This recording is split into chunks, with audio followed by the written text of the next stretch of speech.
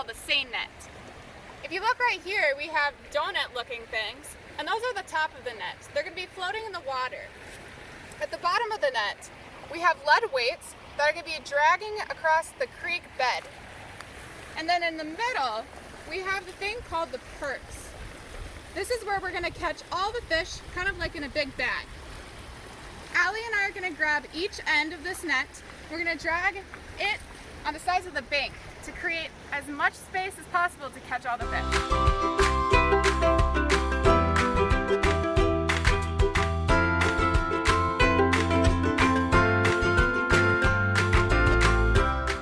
So I can see some stuff moving in the net here, so let's see what we caught.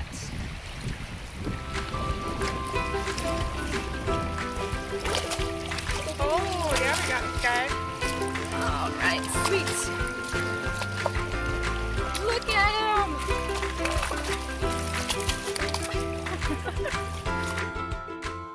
Alright, so in this purse we caught 2 different fish, and we also caught a bunch of crayfish, but those we're going to learn about later.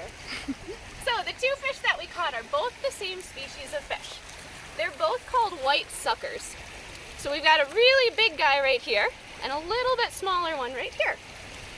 So the white sucker is a bottom feeding fish. So what that means is all of his food that he eats comes off of the bottom of the creek. If we flip him over, you can see his mouth is actually on the underside of his body. So his mouth goes along the bottom of the creek and works like a vacuum to kind of suck up all of the stuff on the bottom. If you hold out your finger, he'll actually give you little fish kisses. Okay, so the white sucker isn't a predatory fish, so it's not going to eat a lot of other fish, but other fish like to eat it. So a way that the sucker protects itself from that is by having this bright white underbelly and dark colors on the top of its body. That protects it from predators in the sky like hawks and eagles because the dark colors blend in with the rocks and everything on the bottom of the creek. And it protects it from other fish underneath it trying to eat it because the bright white belly matches the bright sun up in the sky. Alright, so this guy needs to go back home to the creek, so let's say bye to him, but first let's get some fish kisses.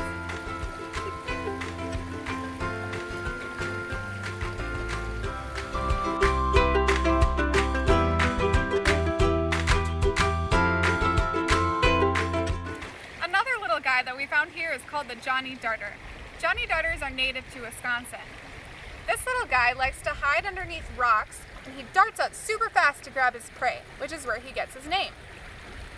On the top you can see the camouflage that blends in with the rocks, and on the underside he has a white belly a lot like the suckerfish that we saw earlier. Now when I run my hand from his head to his tail, it's smooth, but when I run my hand from the tail to his head, it feels a lot like sandpaper, which is due to his scales being overlapped, which is a unique trait of the darterfish. Alright, so in my left hand right here I have another example of a Johnny Darter. So remember, he was native to Wisconsin and he likes to live under rocks. In my right hand here I have what we call a round goby. So if you look at them, they look very similar, but the round goby is a lot bigger. So the round goby is actually an invasive species. He was not supposed to be here. He came over from Europe and he actually stowed away on ships and came over in ocean water and made his way up into Baird Creek here. So the round goby competes with the Johnny Darter to try and take over his habitat. So just like the Johnny Darter, he's camouflaged for the rocks. He's got that white belly on his underside and he darts out to try and catch his prey from underneath the rocks.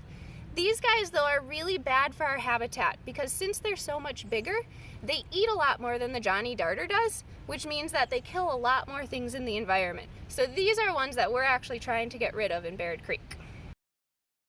So we tried seining in a new area, so let's see what we found in this one.